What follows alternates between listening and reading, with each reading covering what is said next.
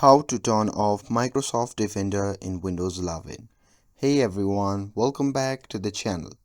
In today's video, I'll show you how to turn off Microsoft Defender in Windows 11.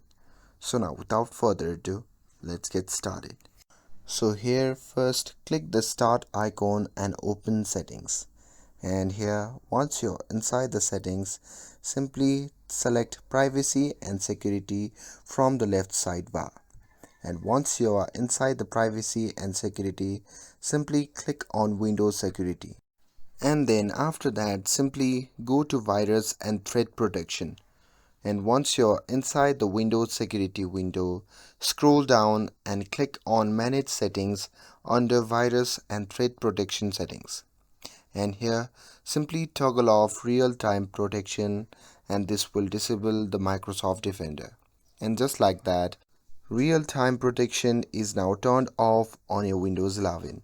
And with this, if you found this video helpful, then don't forget to like, share and subscribe to get updated for more videos. Thanks for watching, and I'll see you in the next video.